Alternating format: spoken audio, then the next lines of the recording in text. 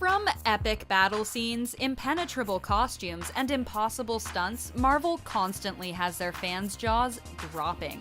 With 98% of the footage from the MCU films being sent to the special effects editing professionals, it isn't hard to imagine how different our favorite Avengers look behind the scenes. But imagining and seeing are two different things. From Endgame to WandaVision and Peter Parker in between, you won't believe how dramatically different these Marvel scenes look without the power of VFX and CGI. Just a big chocolate missile. How iconic was this girl power moment in Avengers Endgame? However, while it may have come together seamlessly on screen, the arrival of the female Avengers took a bit more extra work behind the scenes.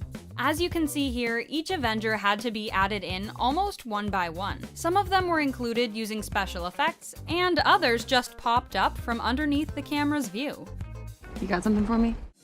Captain America's encounter with himself while searching for the Infinity Stones was already mind-boggling. But watching how they filmed the scene hurt our brains even more. Chris Evans filmed both parts individually with his stunt double, swapping roles between takes. The editors did their magic later on to make it seem as if it truly was a double trouble situation. I can do this all day. Yeah, I know. Although heartbreaking, watching Tony Stark's sacrifice again is worth it, just to see how it looked behind the scenes. There was actually no Infinity Glove, no battle raging around him, and no Thanos looming over him, just RDJ's pure talent. This Vision versus Vision fight in WandaVision took a lot of work. Paul Bettany filmed this scene with his stunt double, and they later digitally enhanced his stunt double's face to look like Paul instead. You can also see that the upper part of Vision's suit, as well as the environment around them, was added in later with special effects. But I'm not the true Vision. Getting to see the true strength of Wanda's powers in WandaVision was epic, but the cast and crew weren't treated to the same experience while Elizabeth Olsen was filming. Without special effects, Wanda's combustion in the Westview town square kinda looked a little like an adult temper tantrum. But it's still impressive to think about how it all came together in the end. Stop! This scene had our heart rates spiking, but we're glad to know Tom Holland wasn't in any danger filming it. Behind the scenes, Thanos' ship was actually just a green screen wall that Tom Holland was climbing while attached to a wire and wearing a motion capture suit. We're too high up, you're running out of air. That makes sense. The final battle was much less anticlimactic behind the scenes than on screen. The majority of the time, the cast wasn't even on set with one another at the same time. The day where the Avengers charged was when they had the most people on set, and even that pales in comparison to all the digital enemies we saw in the final cut. If you look closely, you'll see the Avenger army charged into a green screen. Filming Black Widow and her motorcycle was an event that included a Harley bike specifically created for the film, stunt doubles, and motorcycle cameras. For close-up shots, they would film Scarlett Johansson at a standstill, but for action shots, they had her stunt double weaving in and out of cars while two cameras followed in front and behind on motorcycles of their own. I'm always picking up after you, boys. Not all special effects are done with VFX, especially in the first episodes of WandaVision. They swapped out Wanda's red waves of power for strings, poles, and simple speed adjustments to achieve that perfect 1950s style.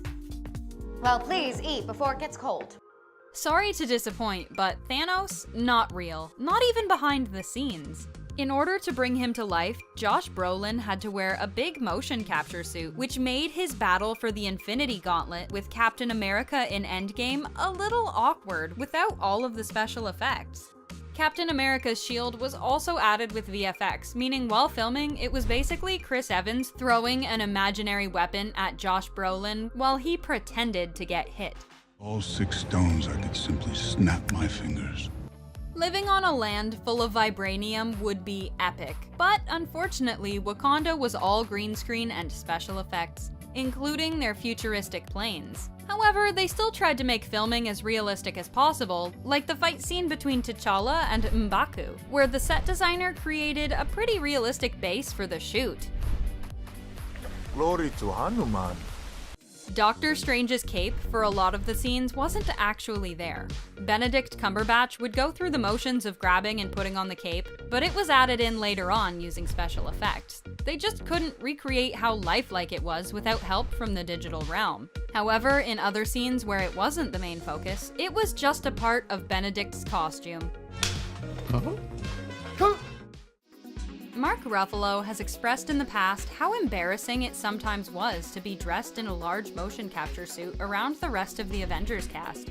While we admit it looks a bit odd, it was also that the editing team could do their magic like in this scene with the Hulk and the Ancient One. He's wearing his suit, but also standing on an elevated surface, in a green screen studio instead of New York. And Hulk. Smash. It's obvious to see that the Spider-Man illusion battle was completely done using digital effects thanks to the company Framestore. However, how did they get Spider-Man to move so much like Tom Holland? Well, they made sure that they filmed the stunts and movements with Tom in a motion capture suit so that they'd be able to add the extra realism to the scene. Zendaya's part was also added into the digital sequence later on. We saw plenty of different versions of Vision in WandaVision, however, what we didn't realize is that for a portion of the series, he was actually blue. Avatar blue. The showrunners worked with the makeup department to find what color paint would look the best translated in black and white. Turns out blue looked much better than maroon, and they stuck with the color through every black and white scene he shot. Humans are odd. Valkyrie's entrance was intense, but when you take a peek behind the curtains, the intensity is deflated. The horse she was riding was actually just an animatronic, and the area around her was completely green screen. Even Wanda's magical drop down was done with just Elizabeth Olsen and a harness. As much as we wish these portals were real, those magic rings we see in Doctor Strange are actually just shiny metal circles with a green screen backdrop. They were elevated to give the effects of the actors stepping in and did help them meet their marks, evidently adding a little more realism to it all. Hi everyone, I hope you're enjoying this film. To get Captain Marvel in the air involved a lot of VFX, green screen, and major dedication from Brie Larson. The actress was attached to a contraption made of poles that allowed the film crew to rotate her and manipulate her in any direction they needed. This was all done in front of a green screen so that her powers, location, and even part of her suit could be added in during post-production. It takes a lot to make a superhero look fabulous. The Spider-Man cast didn't actually film in London, at least for this battle scene in Far From Home. The VFX team created a digital London for the film, while the actors performed in a studio with minimal props and structures compared to what we see in the final cut. Sorry to break the illusion, but Iron Man's suit wasn't actually physically there the majority of the time. Oftentimes, RDJ would just wear part of the armor on top of a motion capture suit. There were other scenes where he would wear a physically larger suit, with his helmet being the only part added with VFX. It really depended on what the script required of him that day. Is everything a joke to you? Funny things are. The Marvel creators got to spend extra time playing around with Falcon for his new series, Falcon and the Winter Soldier, and we aren't complaining. They put in the work, researching and using footage from skydivers in order to get the perfect look for the Falcon's flying scenes. They seamlessly fit together raw shots and digital creations to give us these shots. Getting Chris Evans to look a lot smaller than he really was a challenge. The production team had to go through multiple steps. First, the scene was filmed with body double Leander Deeney, who still had to diet for the role. They then digitally replaced his face with Chris Evans in editing. Sometimes they would even have to scale down the actor compared to the environment, depending on the scene.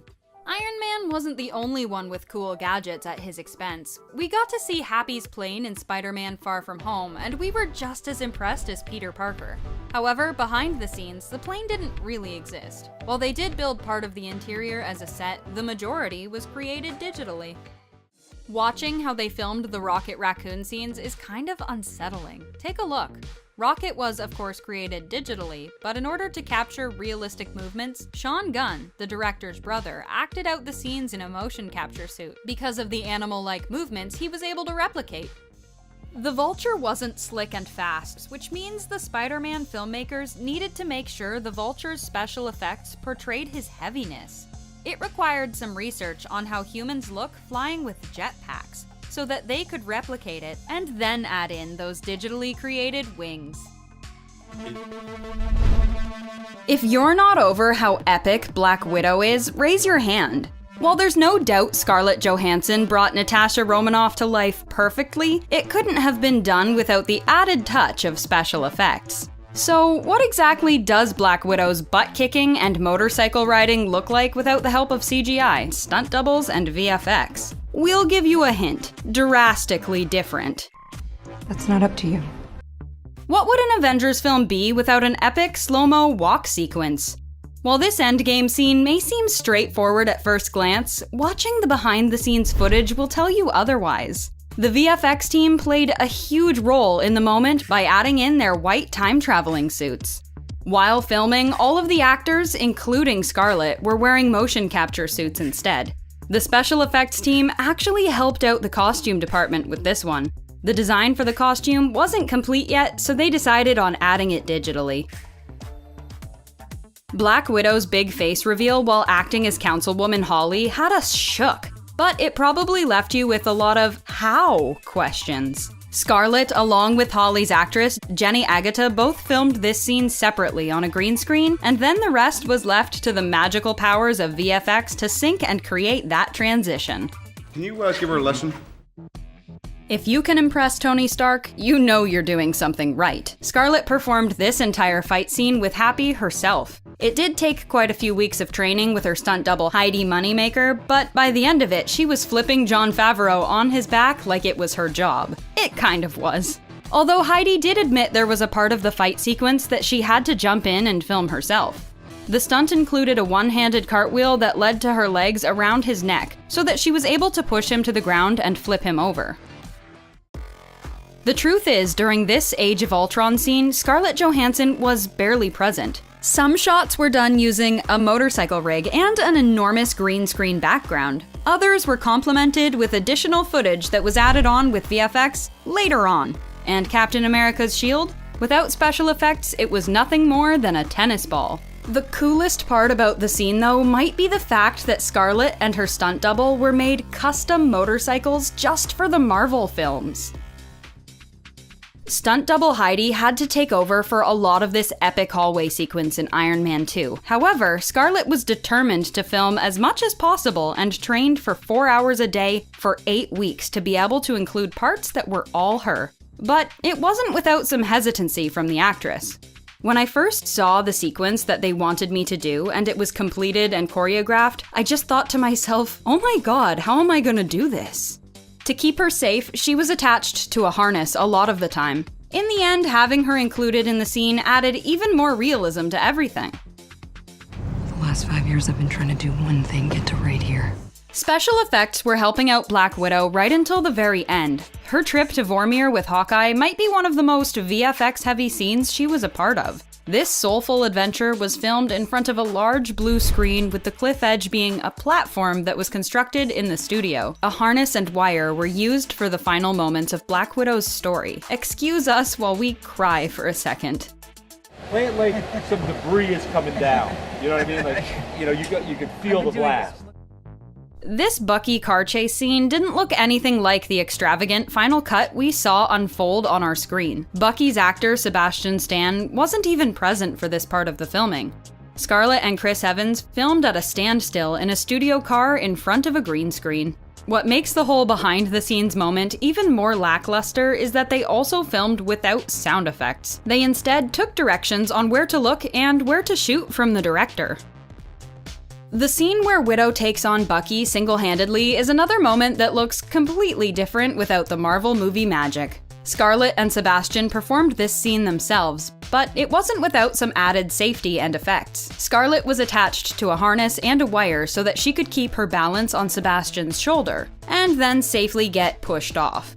Like the car chase scene, all of the action and sound effects in the final cut weren't present while they were filming. Payload secure.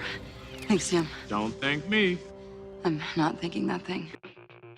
Despite her dedication to stunts and fight training in the past, this moment was just a little too high caliber and dangerous for Scarlett to attempt. This means she was nowhere in sight for the filming of this sequence. It was shot with stunt doubles all around. According to the filmmakers, this helped the scene turn out more realistic instead of having to film multiple cuts, with shots of Scarlet intertwined.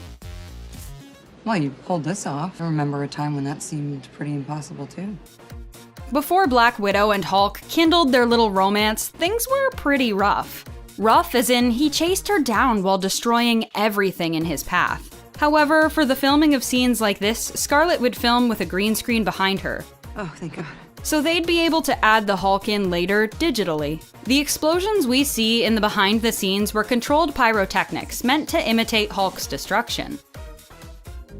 Remember the huge boat featured in the opening scenes of Winter Soldier? Completely VFX. Check out this wild breakdown. For filming, Scarlet, Chris, and the rest of the cast actually just shot in a studio surrounded by a massive green screen. Scarlet still came flying in, but she was all decked out in a harness for safety, and instead of falling from a plane, it was just from her place a couple of feet in the air. I'm gonna get a view like this.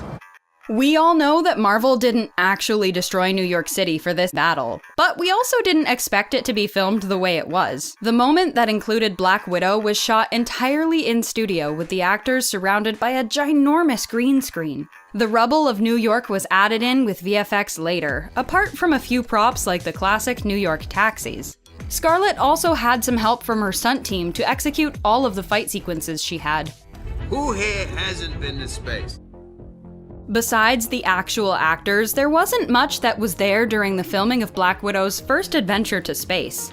And even then, Bradley Cooper wasn't sitting in the pilot seat in place of his character Rocket.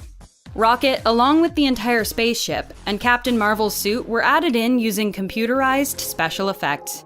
If you look closely, you can see the motion capture dots that Brie Larson had to wear in this scene.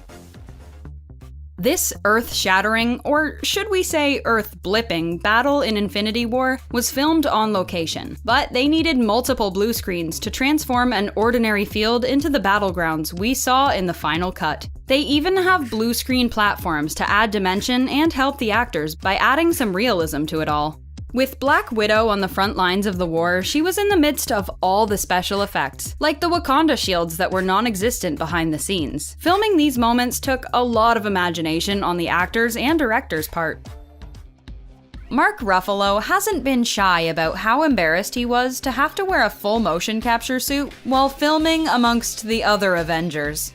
I've seen worse. But during this brainstorming sesh, it definitely helped out Scarlet. Having Mark act out the scene instead of just digitally adding in Hulk afterward allowed Scarlet to carry out a proper conversation instead of her having to rely on imagination. Far From Home wouldn't be the same movie without its incredible special effects. Everything from touching up Spidey's suits to creating the elementals required multiple companies, hundreds of people, and hours of work. So we'll spend this video breaking down their additions to the film and just how incomplete it would look without them. In every interview, he's like, when I wear the bubble hat, and I'm like, no you didn't.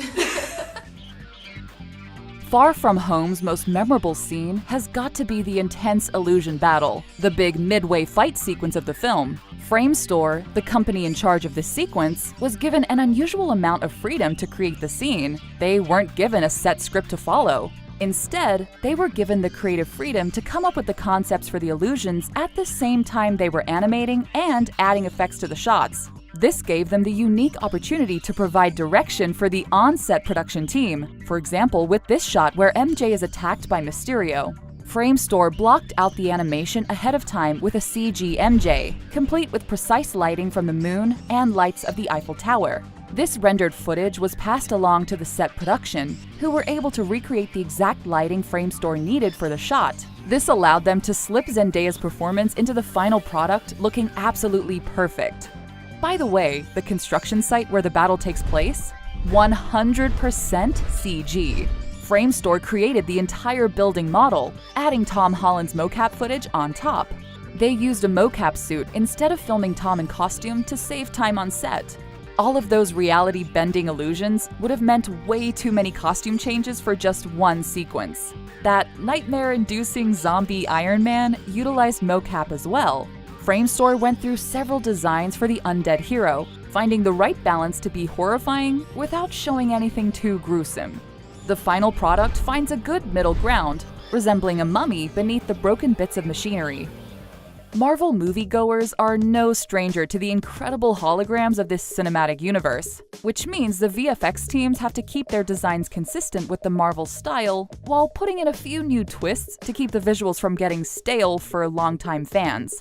For this scene, where Mysterio is introduced as Quentin Beck and explains the elemental attacks, filming was done using a special lightbox table. Rising Sun Pictures had to not only design and place the holograms in the scene, but adjust the lighting and colors depending on which holograms were showing to make them look like they were really in the room with the actors. The work had to be done in layers, sometimes completely removing the lighting from on set. The lighting in the raw footage lacks the subtle colors reflecting from the holograms that don't just make the scene look pretty, but create an atmosphere to complement the actors' performances. Sometimes an actor's job boils down to fighting invisible monsters on set. The scene with the water elemental battle was filmed on set with recreations of buildings from Venice on top of a huge pool of water and blue screens as backdrops. While the scene utilized a ton of CG, most of the stunts were accomplished by Tom and his stunt doubles, Luke Scott and Greg Townley. I never have a stunt double, it's always me. VFX not only hid the wires required to help Tom jump from pole to pole and vault onto the Rialto Bridge, but filled in the backgrounds of Venice and, of course, brought the water elemental to life. There were no rigs or dummies used for the monster, which means the actors had to rely on their imaginations to really sell their performances. All of that water they were drenched with was real, though, and very cold. Similar techniques were used for filming the scenes in London. While portions of the scenes set on Tower Bridge were filmed on location, they also filmed using set pieces such as the tour bus in front of green screens. The shots littered with rubble and broken down cars were set pieces in front of green screens too. For wide shots, Imageworks built a complete 3D model of Tower Bridge. This model was also used for filming all the destruction that took place during the climactic final battle. During all this action, we see tons of drones in various states of despair. Imageworks was able to create all of these broken bots by altering their original models. The drones were constructed out of various individual pieces, all coming together to form a single machine. Like the water elemental, the drones didn't use any objects on set as stand-ins to help the actors visualize the scene. Here's what Peter's final confrontation with Beck really looked like on set. Believe it or not, this scene, set in a vibrant field of tulips, was filmed in an empty grass lot in the UK. The jet and all the flowers were CG. Image Engine had to simulate an entire field of tulips with natural wind, as well as the jet landing. Over 2 million tulips were simulated in this scene. There were 8 colors and 8 different tulips created for each color. In order to render all of them efficiently, they used a method called pre-caching, where software will download data ahead of time in anticipation of its use. That way, the computers weren't forced to simulate 2 million flowers at the same time. Stripped of CGI, this scene is just Tom Holland and Jon Favreau standing in some grass. Did you know Imageworks did VFX for all the previous Spider-Man movies? That's right, they provided effects for the original trilogy and The Amazing Spider-Man. Producers were actually reluctant to go to them again for the MCU installments since they wanted to give the third iteration of the hero a fresh new look. That was until they saw this test footage Imageworks whipped up to prove that they were up to the task. That's not Tom Holland in costume, that's completely CG. The 3D model looked and moved so convincingly that even Tom Holland himself was fooled. To innovate on their previous work, they focused on making MCU's Spider-Man the most realistic one yet. They did this by studying imperfections in Tom's movements from unused takes and incorporating them into the animated Spider-Man. Moments of hesitation or getting caught off balance helped make the CG Spidey feel far more grounded in reality than any of the previous films. While some of Spidey's suits are completely computer-generated and require a mocap suit, even the costumes on set require digital tweaking here and there. It can be as simple as removing wrinkles to keep the suit looking smooth, or adding wear and tear from the intense action sequences. Following in Tony Stark's footsteps, Peter enters the workshop in the back of the jet to build his own suit for the first time since he ran around Queens in sweats. While the shots of Peter entering are all CG, there was also a physical set for the workshop. After filming Tom on set, the holograms were added in post with VFX. Image Engine had to create an exact replica of the set in order to accurately layer the holograms and moving machinery over the real footage, bringing the workshop to life in the final product.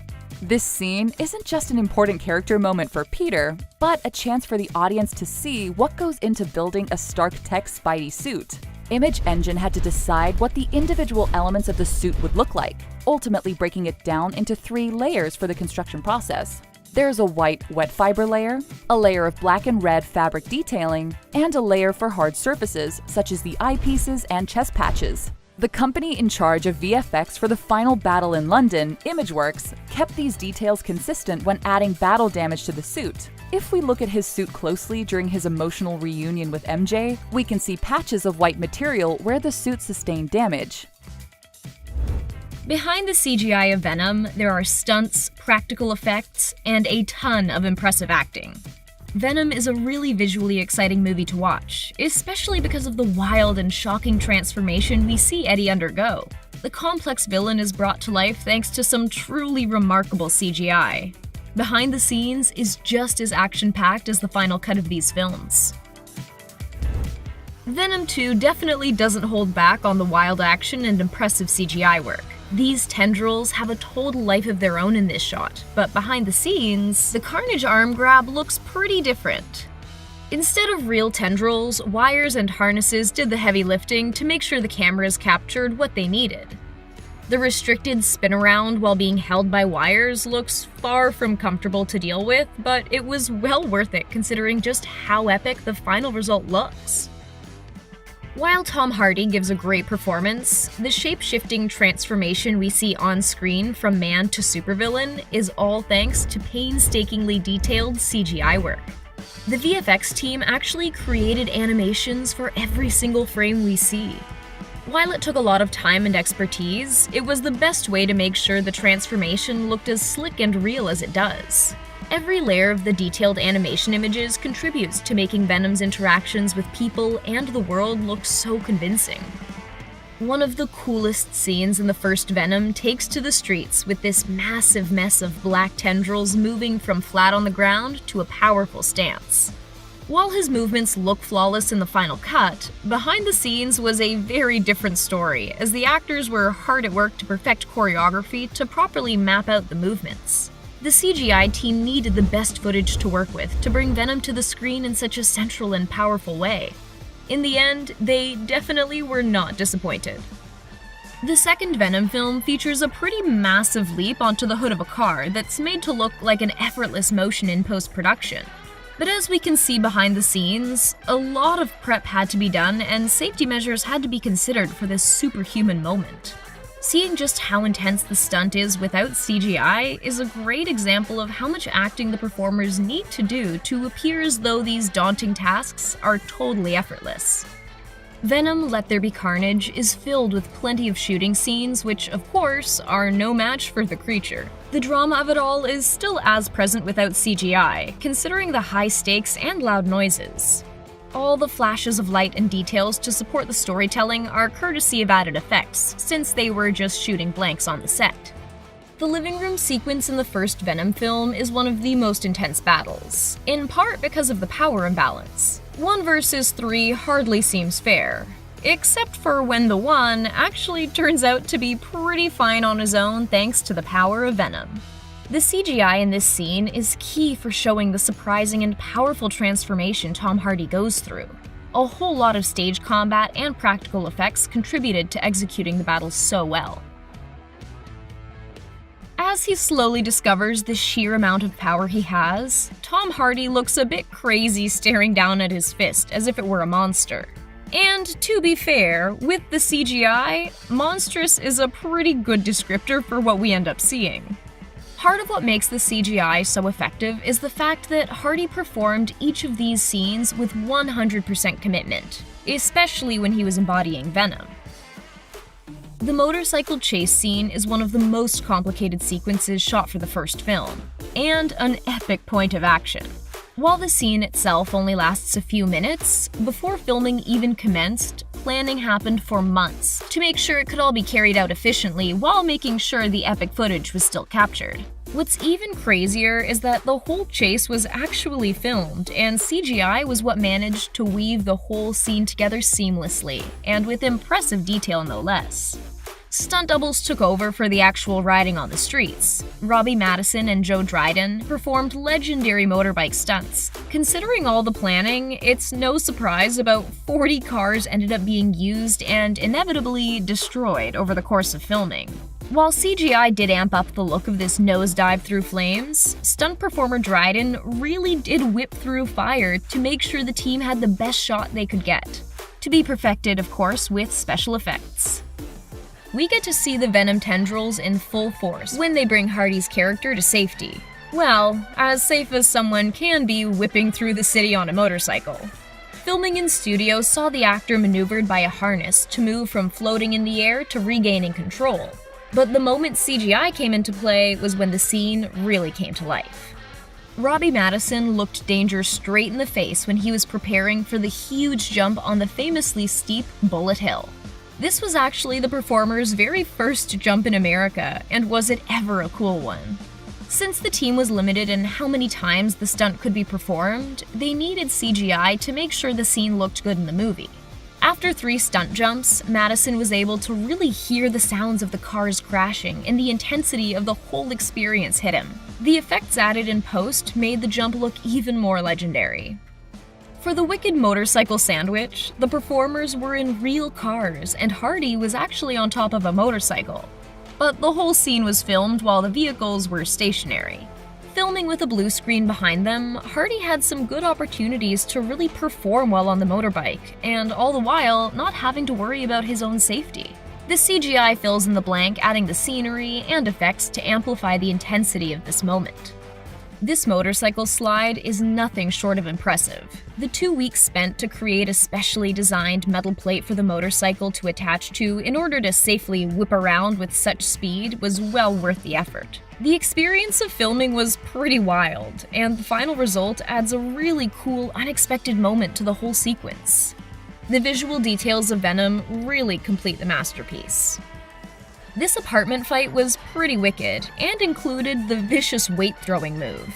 Luckily, the actors weren't in any actual danger since there weren't any real weights on the set. CGI isn't just used for big explosions and out-of-this-world creatures. Sometimes generating images for more typical or practical effects is what's needed.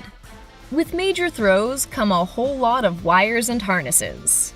While in the first movie we see exactly what outer force throws him around, behind the scenes it almost looks a bit more like magic since Hardy was hooked up to wires and harnesses, making sure the tricky stunts could be filmed safely. It looks incredible in rehearsal, so it's no surprise that the final product is a gem as well. Slamming into the wall over and over again can't have been the most comfortable experience for the actor though. There were a fair number of window jumps in the first Venom film. Some simple leaps from inside a corridor, shattering glass in the midst, and in other cases, epic leaps through the air. In both cases, CGI played a key role, filling in the scenery and making performers look like they're really soaring. Especially when it came to all the Venom detailing. Good! One more, still rolling. Ready? 25 million per episode and over 2,496 shots with visual effects in the series. How did WandaVision do it? The series shows an array of genres, from varied decades to drama to total slapstick comedy. So what did that mean behind the scenes? What were the secrets behind the magic? We'll be covering how the production brought magic to the screen and what it was really like for the performers experiencing it. It's been really fun and different. However, if you haven't watched the whole series yet, approach with caution. Yes. Yes! Avengers Endgame had 2,496 shots with visual effects, and Paul Bettany, aka Vision, has confirmed that WandaVision had even more. How is this even possible considering how extensive the effects are for the action-packed film? Well, the movie runs just over 3 hours, whereas the total running time of all the WandaVision episodes is a bit over 5.5 hours. Not to mention, multiple decades and this fantastic transformation from a grayscale world to color. At the end of the day, a greater variety and amount of VFX were needed to suit the vision of the show. We should also mention that there were a whopping 10 different effects companies that contributed to WandaVision. 5.5 hours of content, 10 VFX companies, and about $225 million spent on the entire series. Yeah, we can see how over 2,500 VFX shots make sense. I'll give you the role you chose. As the series continued, we got to see more and more of the Marvel magic that we're used to. And they didn't shy away from it when Wanda was in the town square surrounded by the townspeople of Westview. Watching this scene without all the effects and Wanda's red power blasting through the hex is definitely different, but the sheer scale of it all is still really impressive. Then of course, we all got to revel in the power of the Scarlet Witch. Naturally, they couldn't really have glowing red surrounding her entirely, but this green screen did the trick. Olsen's delicate and powerful hand motions really do their job in making this magic look real. Add the glowing eyes, and she is set. Olsen is no stranger to wire work, and thank goodness because she had plenty of it in WandaVision. She looks so calm, cool, and collected as she descends down into the square here. I don't understand this power. And how about those epic battle scenes? Olsen said that this may actually be the first time Marvel had a full battle sequence taking place entirely in the air. Take note of how many wires there are all over these shots. The rigging is definitely no small task. Thank goodness CGI is able to edit out all of the tricks of the trade used to make the magic. Though not everything needed a highly technical VFX. Adding some of this magic was as simple as, well, cue the giant fans for Agatha. It may have been her first time in the MCU and defying gravity, but she looks like she's totally in her element here. As we can see, she wasn't holding back one bit and seemed to really revel in the magic of it all. How about these tense moments where the actors appeared to simply be levitating without all the wild movement and soaring through the air? Well, as we can see here, Olsen was essentially placed in a concoction of wires to hold her up and floating in Agatha's chamber. It doesn't look too comfortable, but the final result, well, it speaks for itself. Let's let Agnes give it a try. For a human playing a synthezoid, Bettany does an incredible job as Vision. However, credit has to be given to the VFX team who did an incredible job at using CGI for his face as well. Yes, he spends hours in the makeup chair and gets a whole lot of prosthetics done, but to really bring the vision of Vision to life, a team effort is needed. The acting, emotion, and heart, that's all Bettany. But his face is often CGI'd and augmented with effects. His ears are really the main part CGI'd out of the shot, as we can see here. Notice how detailed each layer that is added is? Each line on his head, every ridge and texture is added to really perfect the look. Let's also take a minute to acknowledge how flawlessly he moves when he's flying. Have you ever seen a more graceful sweep? And then of course, we all got to experience double vision. Not too shabby. I wish to understand it. Teyonah Parris actually had no idea that she was auditioning to play Monica Rambeau, and when she found out, well, let's just say she was thrilled. So thrilled she even nearly tested her superpowers on the spot. Practically tried to jump off a set of stairs because I thought I could fly. I was so excited. Luckily, she waited until she was on set to try defying gravity. Though, flying isn't nearly as impressive as what her character actually went through. Remember when Wanda blasted her out of the hex? Well, fortunately, Paris didn't have to bear the brunt of Wanda's upset. Instead, it was a three-dimensional figure based on Paris that was computer-generated and then added to the shots in After VFX. Though the intense rejection wasn't quite enough to keep her out of the hex and mesmerized us with the incredible transition through static and memory. What were those digital graphics inspired by exactly anyway? Not to worry, we'll be getting to that soon. Last one to town square is a walking pair of Bonzies. The Hex is probably one of the most powerful forces we've ever seen at play in the MCU. We were majorly impressed by the fact that the team managed to augment the invisible barrier so intricately. This, of course, took loads of CGI. The main idea behind the visuals of the Hex was fairly obvious for the team. Television. What else could suit the show better? The waves and graphics that we see used here reflect what magnetization looked like across a screen, what pixelation looked like when super zoomed into old-fashioned TVs, as well as the thin lines often seen on those old TVs. It was all a reflection of the evolution of television technology. Everything might look fake in the TV, but everything in there is real. Turning the sword base into a circus? Well, let's just call it a very apt metaphor. Check out what this setting looked like before and after the CGI. Accomplishing this transformation actually wasn't too difficult according to the VFX specialists. It was as simple as filming both settings and then using CGI to augment each one.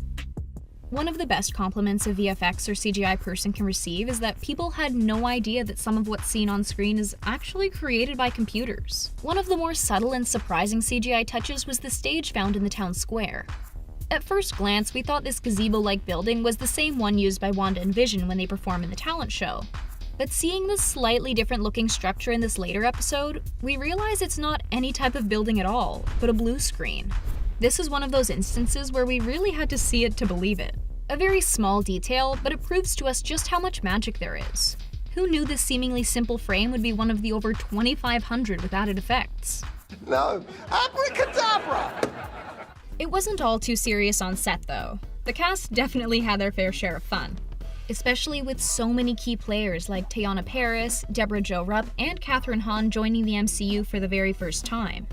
We just love how enthusiastic Rupp was about having her body scan done for CGI.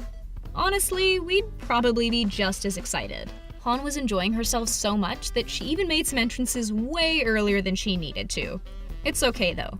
We wanted all the Agatha we could get. But it wasn't just the newbies who had a wild time. Olsen herself started to push it in the episode that she goes through an entire pregnancy in a day and went a bit too over the top. Granted, Wanda's hormones were going wild at that point. Or maybe it had something to do with that wig.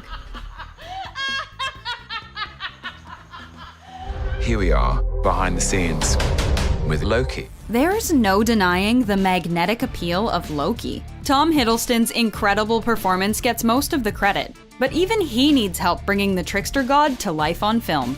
To celebrate Loki getting his very own series, we're giving you a look at some behind-the-scenes magic of how Marvel brings the god of mischief to the screen in all his glory. Loki is still working on that, I think.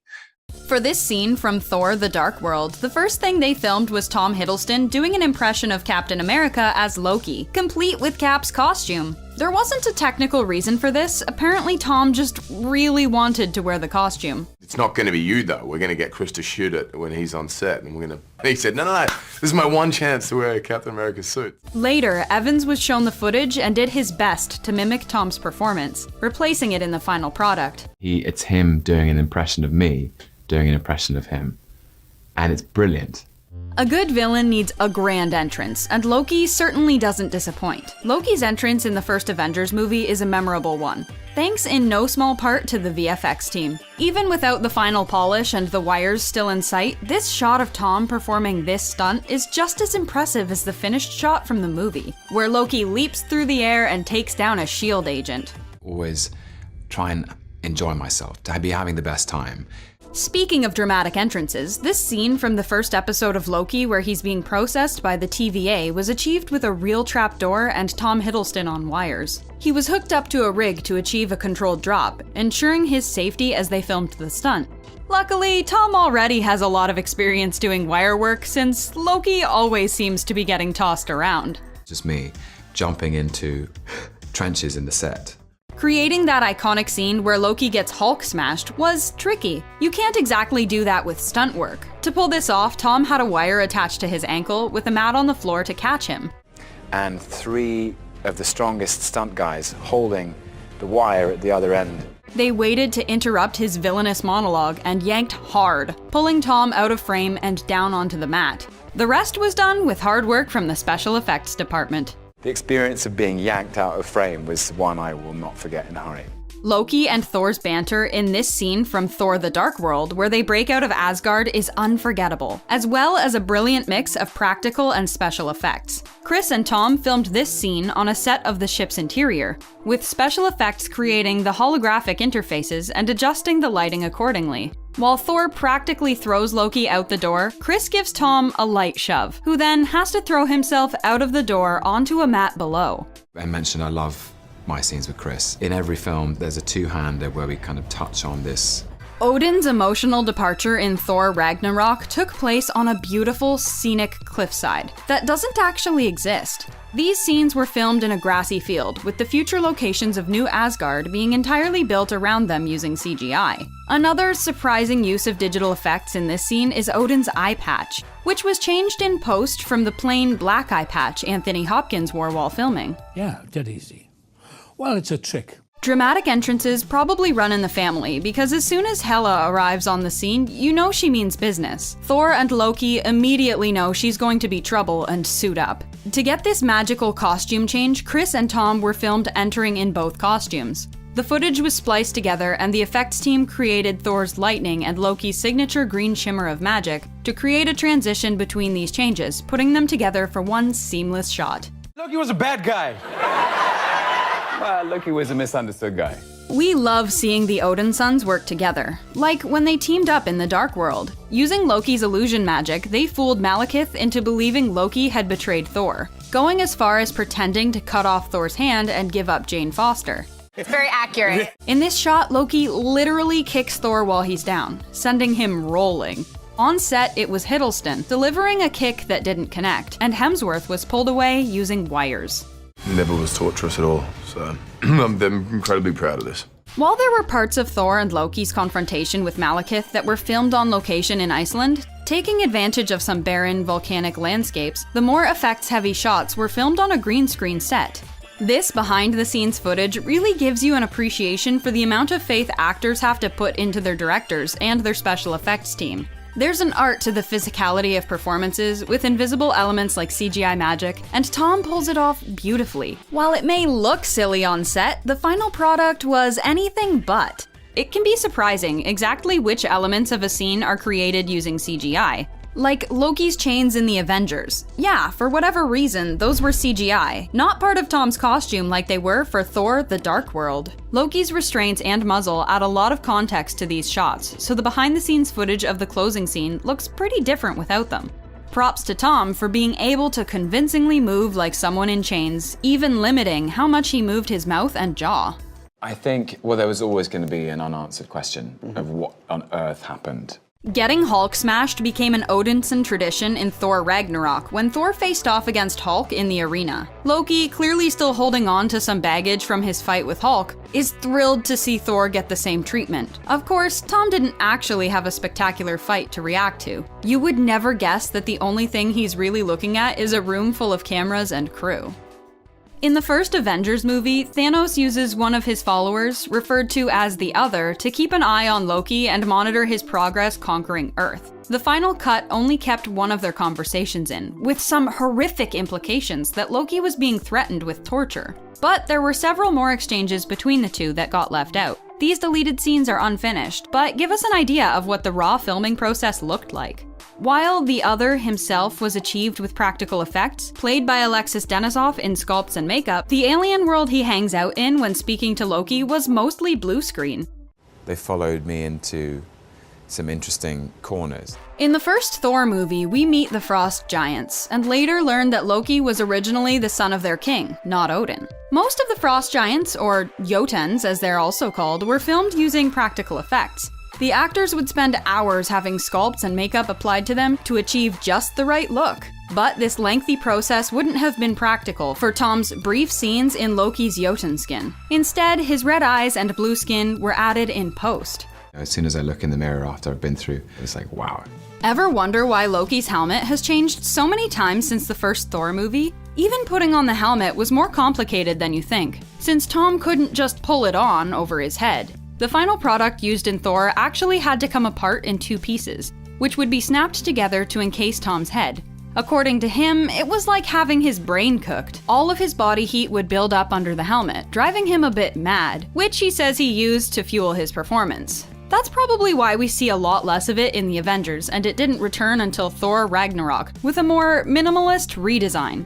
You have to be careful what you let in because that can sort of spill into what you're doing. Last but not least is this deleted scene from Thor. It's a fun character moment where Loki gets to cause some mischief. After being mocked and laughed at, Loki gets even by turning a goblet of wine into snakes. The effects are unfinished, and there's even some shots where lighting rigs are still visible. Props to this extra who had to convincingly react to a magical prank that wasn't actually happening. We just look at it as creatives and say, look at all of these things we could play with. When you're working on movies as crazy as Venom and its recent sequel, of course you're dealing with a whole lot of CGI. But did you know there are tricks to making it look so sexy and smooth? Let's take a look behind the VFX curtain at Let There Be Carnage. Why do I even talk to you guys? Everywhere else that story kills. That's the whole story? Yes. Now that Tom Hardy's Eddie Brock and the symbiote are more in sync and working as Venom, this film freed up Tom Hardy to really go nuts. New director Andy Serkis wanted to give the actor the freedom to move around without having to worry about putting a man in a suit, be it mocap or monster on screen. Since Venom is coming out of Hardy, it made more sense to have him skip the mocap and layer the monstrous side of Venom right over the actor. According to Serkis, I've spent a considerable amount of my life playing a character with two sides to his personality. I knew that this film would be about how to free up Tom to imagine Venom's presence. We knew it would not be helpful for him to act opposite a man in a suit, because Venom is a symbiote coming out of him. We wanted to give Tom the freedom in his process to give the performance he wanted. Hardy has also weighed in on this decision, saying in an interview for Total Film that the decision to not worry about mocap was an easy one. Given the difference in height between himself and Venom, as well as the extreme flexibility of the creature's face and limbs, saying, so the mocap treatment went out the window pretty quickly. Facially, your eyes and teeth and tongue are not going to match with this. And you need a 7-foot-tall basketball player in a lycra suit for the physical shots. How do we, move this around? Not just necessarily with animation or CGI or motion capture, but as an actor. You've got to be willing to look a little nuts when you're pretending to be a 7-foot-tall monster who eats people's heads. Since the production chose to have Hardy physically on set and doing stunt work for many of the film's action sequences, the actor had to dig deep into his history of playing toughs and heavies, as well as his more reactive, animalistic performances like Max Rokotansky in Mad Max Fury Road and James Keziah Delaney in Taboo. Just in case, it's successful, which you hope it is, and you put everything into it. One of the biggest changes going into Venom 2 was the decision to replace departing director Ruben Fleischer with Andy Serkis, having made a name for himself working with Weta to bring characters like Gollum, King Kong, and the Planet of the Apes' Caesar to life. The guy is still the undisputed king of detailed motion capture performances. Even though the film shies away from motion capture, he was still an excellent voice to have on set, as he could help to block out scenes and accommodate for the height differences between his actors and the creatures they were portraying. In fact, Serkis received a call to consult on the film, though he didn't know it at the time. Tom Hardy gave Serkis a call and said, "Andy, I'm going to be doing this character, and it's going to be a digital character, and I wondered if I could come down to the Imaginarium," which is a performance capture studio in the UK. But then Serkis didn't hear from him again for a while, and it wasn't until Venom came out that he realized Hardy was talking about Venom. He really had to act in this movie. He really is a big character.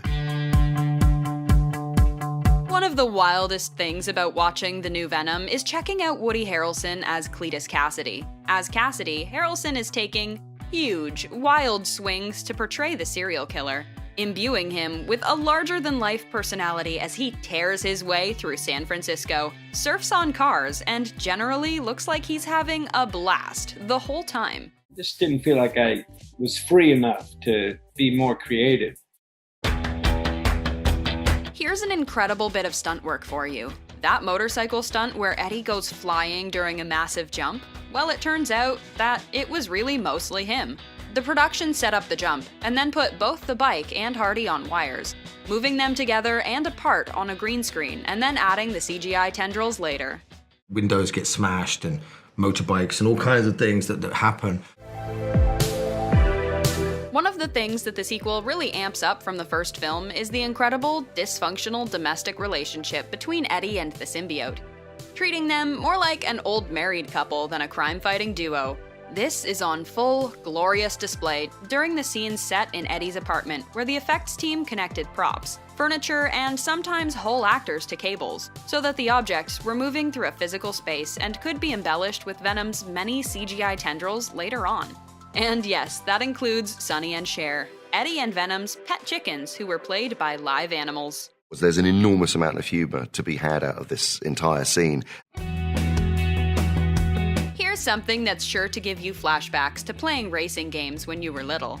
Apparently, Tom Hardy has a habit on set of making his own sound effects when he was getting hit or throwing punches, and even as he was getting his nose broken by the symbiote, something that puts him in the grand tradition of actors who can't stop making sounds on set, like Harrison Ford in the original Star Wars.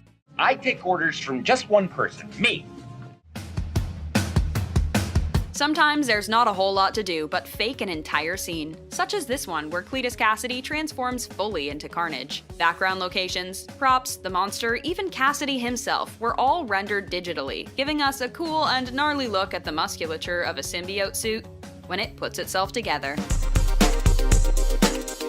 Sometimes fate and timing are against you, and you have to make certain concessions to the movie gods. For example, this scene with Cassidy in the car was originally supposed to be filmed as a larger stunt on location. Except, well, a little movie called The Matrix Resurrections was shooting in town at the same time, and they got the location first. Instead, the scene with the suspended car was rigged against blue screens and large projection screens to recreate the city skyline.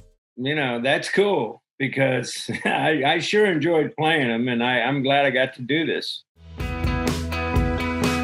There seems to be one little trick to shooting an animation scene in a Venom movie. All you do is attach a string or a suspension harness to literally everything in the shot, and then you pull and wiggle everything around, like these poor stunt guys in the scene where Carnage and Cassidy escape from prison. As I walked around, I felt like the king. Of course, it wouldn't be a movie released in 2021 if we didn't talk about a little bit of pandemic delay. Shooting on the film finished early on, but due to release delays, Andy Serkis and his team were blessed with a ton of extra time to tweak the edit of the film and more closely oversee the CGI work. It takes a lot to create truly convincing CGI. Back in the days of black and white films, production designers had to work carefully to pick outlandish colors that would still pop together and be distinguishable when reduced to a grayscale. But Venom 2 is a testament to the fact you still need to be careful. To create the illusion of this symbiote goo actually coming out of the actors and seeping through their clothes, picking placement and really reactive colors was a must. Finally, here's a little bit of revenge for you. There are several large night scenes in Venom 2 where there are a bunch of helicopters flying around in the background. They don't really impact anything, but they add a certain scope to the scene. So you might be forgiven for thinking that they're CGI. Not true though. They're actually helicopters that were flying around a nearby location for the shoot of, you guessed it, The Matrix Resurrections. Sweet, free helicopters. A film of this scale, this piece of grand entertainment, blockbuster material with a predominantly black cast, I mean, it just hasn't been done before. Say what you want about Tom Hardy, it takes a lot of talent to be able to play off an invisible alien that lives inside of you.